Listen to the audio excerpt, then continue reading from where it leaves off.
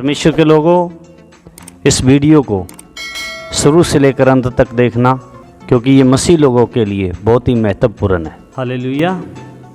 तो आइए हम परमेश्वर के वचन में जाएंगे। मेरे साथ इफिसियों 5 अध्याय उसकी 26 आयत से हम पढ़ेंगे कि उसको वचन के द्वारा जल के स्नान से शुद्ध करके पवित्र बनाएं। हालेलुया। तो यहाँ पर लिखा है कि उसको वचन के द्वारा जल से स्नान करके पवित्र बनाएं। जब परमेश्वर हमसे बात कर रहा है, परमेश्वर ये कह रहा है कि जल के द्वारा, वचन के द्वारा शुद्ध किया जाए। किसकी बात कर रहा है परमेश्वर? एक इंसान की बात कर रहा है। एक इंसान को जो परमेश्वर की ओर देखना चाहता है, परमेश्वर की ओर बढ़ना चाहता है, उस व्यक्ति को परमेश्वर पवित्र करना चाहता है। और पवित्र करने के लिए परमेश्वर जो चीज़ों का इस्तेमाल करता है वो है, पहला वचन, दूसरा जल। जल से और वचन से। तो परमेश्वर वचन के द्वारा कैसे एक व्यक्ति को इस्तेमाल करता है? तो हम जब देखते हैं यूसुफ की ज़िंदगी, तो यूसुफ के बारे में जब हम पढ़ते हैं तो वहाँ पर परमेश्वर ने उसको इस्तेमाल किया। इस्तेमाल इस तरीके से किया, भजन संहिता बताती है, भजन संहिता 105 का 19 आयत पढ़ते हैं तो वहाँ पर लिखा है, जब तक कि उसकी बात पूरी न हुई तब तक यहोवा का वचन उसे कसौटी पर कसता रहा। तो यहाँ पर लिखा है कि जब तक परमेश्वर की बात पूरी ना हुई यूसुफ की ज़िंदगी में, तब तक उसे परमेश्वर का वचन कसौटी पर कसता रहा। कसौटी पर कसने का मतलब हमने देखा है कि उस व्यक्ति को उसके भाइयों ने उसके साथ बैर किया, उसे गड्ढे में डाल दिया, व्यापारियों के हाथ बेच दिया, व्यापारियों ने मिस्र देश में बेच दिया और वो जेल में गया और उसको अनेकों प्रकार की समस्याओं का सामना करना पड़ा। लेकिन परमेश्वर का वचन उसे अपनी कसौटी पर कसता गया, इसलिए वो परमेश्वर में, वचन में आगे बढ़ता गया और अंत में उसने बहुत लोगों के प्राण बचा लिए। तो इसी बात को हम जब देखते हैं तो परमेश्वर अपने वचन के द्वारा तैयार करता है। तो वचन में जब हम देखते हैं तो वहाँ पर परमेश्वर प्रभु यीशु मसीह हमसे अपने वचन के द्वारा बात करता है। तो वचन की जो व्यक्ति शिक्षा को लेता है, वचन के अनुसार चलता है, वो व्यक्ति का जीवन परमेश्वर की इच्छा के मुताबिक बन जाता है। अगली बात को हम पढ़ेंगे, जल से कैसे, मतलब कि वचन से हमने सीखा कि यूसुफ को परमेश्वर का वचन जब तक पूरा नहीं हुआ तब तक उसे कसौटी पर कसता गया। अभी जल के विषय में सीखेंगे। जल का तात्पर्य क्या है? पढ़ें पहला पतरस उसका 3:21 पढ़ें। उसी पानी का दृष्टांत भी अर्थात बपतिस्मा यीशु मसीह के जी उठने के द्वारा अब तुम्हें बचाता है। इससे शरीर के मेल को दूर करने का अर्थ नहीं, परंतु शुद्ध विवेक से परमेश्वर के वश में हो जाने का अर्थ है। हालेलुया। तो यहाँ पर लिखा है कि जो बपतिस्मा हमें बचाता है, वो बपतिस्मा शरीर का मेल दूर करने का अर्थ नहीं है। हम पानी में डुबकी लगा लिया तो इसका मतलब ये नहीं है कि हमारा शरीर का जो मेल है वो दूर कर दिया। आगे वचन बताता है कि इसका अर्थ ये है कि हम पूरी रीति में परमेश्वर के वश में हो जाएं।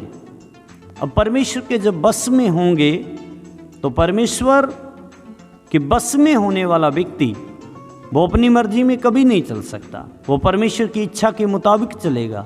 वो परमेश्वर की मर्जी में चलेगा और परमेश्वर जिधर कहेगा उसी साइड में वो जाएगा। परमेश्वर जो करने के लिए बोलेगा वही वह करेगा, क्योंकि परमेश्वर की वश में वो व्यक्ति हो चुका है। तो ये है व्यक्ति को समझना है कि एक वचन के द्वारा और जल के स्नान से उसे परमेश्वर तैयार करता है। तो जब इन दो बातों को एक व्यक्ति समझ जाता है, कितनी भी मुश्किलें आए तो परमेश्वर का वचन से बाहर ना जाएं। और दूसरी बात, जब आप पानी का बपतिस्मा लेते हैं या पानी के द्वारा स्नान करते हैं तो इसका मतलब समझना है कि परमेश्वर के वश में हो जाने की बात है। ये परमेश्वर के हम पूरी रीति में वश में हो चुके हैं। हालेलुया। तो हम जब आगे देखते हैं तो वहाँ पर परमेश्वर कहता है, इस तरह से मैं तेजस्वी कलीसिया बनाना चाहता हूँ। पढ़िए इसका इफिसियों 5:27 पढ़िए। और उसे एक तेजस्वी कलीसिया बनाकर अपने पास खड़ी करे, जिसमें न कलंक न झुरी न कोई और ऐसी वस्तु हो, वरन पवित्र और निर्दोष हो। तो यहाँ पर लिखा है कि परमेश्वर एक ऐसी तेजस्वी कलीसिया बनाकर अपने पास खड़ी करना चाहता है। यदि हम परमेश्वर की कलीसिया हैं, कलीसिया को चर्च बिल्डिंग को नहीं बोला गया, एक व्यक्ति के जीवन को बोला गया है, एक इंसान की जिंदगी को बोला गया है, एक इंसान का जीवन कैसा है। यदि परमेश्वर के योग्य है, परमेश्वर की इच्छा के मुताबिक है, परमेश्वर के जैसा वो भी पवित्र जीवन जीता है, वो भी परमेश्वर के जैसे अच्छे सोच विचार और भले काम परमेश्वर जैसे करता है, वैसे वो भी इच्छा रखता है, तो वो एक परमेश्वर की चर्च है, वो परमेश्वर का एक पवित्र जन है, वो परमेश्वर का एक पवित्र व्यक्ति है। इसे चर्च बोला गया है।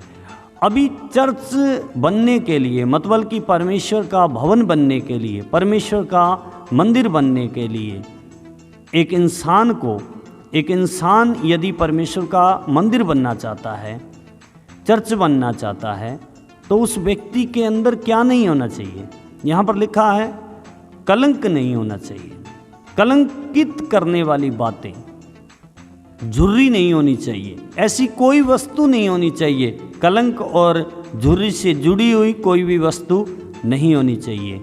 तो इसको हम जब देखते हैं तो हम पढ़ेंगे एक बार, कौन सी झुर्री और कौन सी कलंक हम पढ़ेंगे।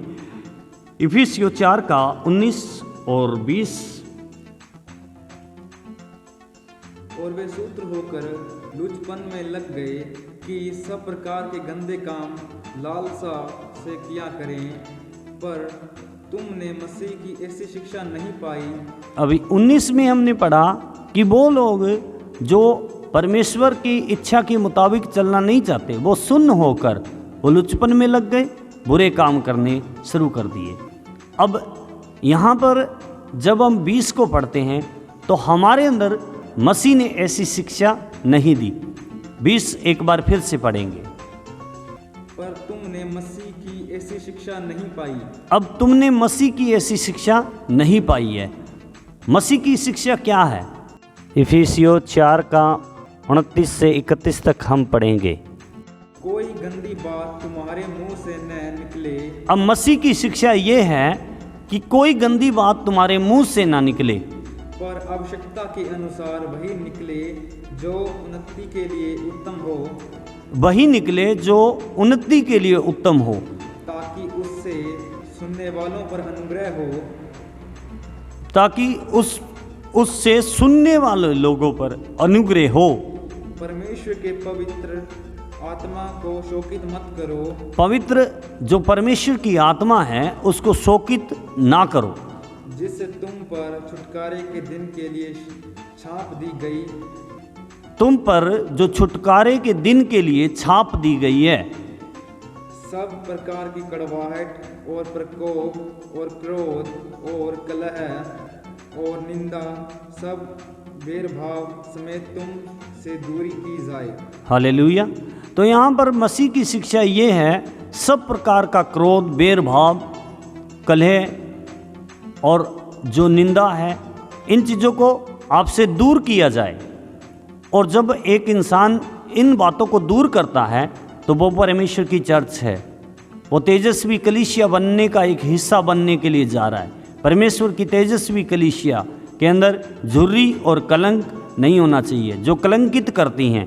अभी गाली क्या है, हमारे मुंह से यदि गालियां निकलेंगी तो हमें कलंकित करेंगी, हमारे चरित्र को खराब करेंगी, और हर व्यक्ति जानेगा कि इस व्यक्ति के स्वभाव में हमेशा गालियां रहती हैं, हमेशा बुरी बातें रहती हैं। तो यही चीज़ें यदि हमारे अंदर चल रही हैं तो हम परमेश्वर की पवित्र तेजस्वी कलीसिया नहीं है। और परमेश्वर की इच्छा ये है कि हम तेजस्वी कलीसिया बनाए जाएं। तो प्रभु का धन्यवाद। और भी हम परमेश्वर के वचन में जाएंगे, तो आइए हम परमेश्वर का वचन एक बार पढ़ेंगे तेजस्वी कलीसिया बनने के लिए। प्रकाशित वाक्य और उसका 3 का 21 और 22 पढ़ें। जो जय पाए मैं उससे अपने साथ अपने सिंहासन पर बैठाऊंगा, जिससे मैं भी जय पाकर अपने पिता के साथ उसके सिंहासन पर बैठ गया। जिसके कान हो वह सुन ले कि आत्मा कलीसियाओं से क्या कहता है। अब देखो, यीशु मसीह कलीसिया का सिर है और कलीसिया उसकी देह है। अब जो सिर है, जो मालिक है, वो हमसे ये बात सिखा रहा है। मसीह की ऐसी शिक्षा है कि वो सिखा रहा है जो जय पाए। जय किन बातों से पाला है? जो कलंकित करने वाली बातें हैं उनसे हमें जय पानी है, जीत पानी है। जो लड़ाई झगड़े की बातें हैं उनसे हमें जीत पानी है।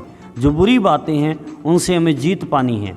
जो जीत पाने के लिए हमें परमेश्वर ऐसा कहता है कि जो जय पाए, इन बुरी बातों से जय पाए, उसे मैं अपने सिंहासन पर बिठाऊंगा और अपने पास बिठाऊंगा। एक बार फिर से पढ़ें। जो जय पाए, जो जय पाए उसे अपने साथ अपने साथ अपने सिंहासन पर बैठाऊंगा, अपने सिंहासन पर बिठाऊंगा, जैसे मैं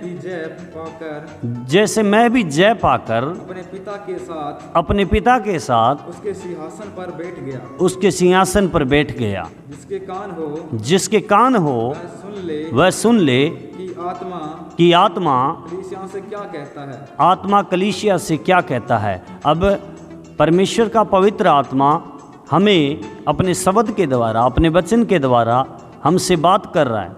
यदि तुम्हारे आत्मिक कान हैं तो आप इस बात को समझेंगे कि कलंकित करने वाली बातों से हमें जय पाना है, जीत पाना है। जीत पाएंगे तभी हम तेजस्वी कलीसिया का हिस्सा बनेंगे। और परमेश्वर ये चाहता है कि हम तेजस्वी कलीसिया बने। प्रभु यीशु मसीह ये चाहता है कि हम तेजस्वी कलीसिया का हिस्सा बने। तो परमेश्वर अपने वचन के द्वारा हमसे बात किया है और उसका वचन हमें ये सिखाता है कि हमें कलंकित करने वाली बातों से हमें जय पाना है। जीत पाकर हम परमेश्वर के तेजस्वी कलीसिया का हिस्सा बनना है। तो तेजस्वी कलीसिया का हिस्सा बनने के लिए हमें ये समझना है कि यीशु मसीह जो कलीसिया का सिर है और हम उसकी देह हैं। जो मसीह लोग हैं, परमेश्वर के लोग हैं, उसकी देह के अंग हैं। कलीसिया का सिर यीशु मसीह है। यीशु मसीह जो हुक्म देता है वो हमें मानना और उसे पूरा करना हमारी जिम्मेवारी बनती है, और तभी हम तेजस्वी कलीसिया का हिस्सा बन सकते हैं। तो मेरे प्रिय भाइयों बहनों, परमेश्वर के लोगों, हमें चाहिए हम परमेश्वर की तेजस्वी कलीसिया बने। और तेजस्वी कलीसिया बनने के लिए हमारे अंदर कोई झुर्री, कोई कलंक ना हो। परमेश्वर के वचन से हम तैयार किए जाएं। और परमेश्वर का वचन ऐसे कहता है, हम जब मत्ती की पुस्तक पढ़ते हैं तो उसके अंदर लिखा है, 7 अध्याय में ऐसे लिखा है कि जो मेरी बातें सुनता है और उन्हें मानता है, उस बुद्धिमान मनुष्य के समान है जिसने अपना घर चट्टान पर बनाया। आंधी आई, मींह आया, बहुत से परेशानियां आई, लेकिन वो घर नहीं गिरा। यही प्रभु यीशु मसीह हमें समझाना चाहते हैं कि हम तेजस्वी कलीसिया हैं तो हम परमेश्वर के वचनों के द्वारा बनाए जाते हैं, तैयार किए जाते हैं। तो प्रभु आपको आशीष करे। सबको जय मसीह की।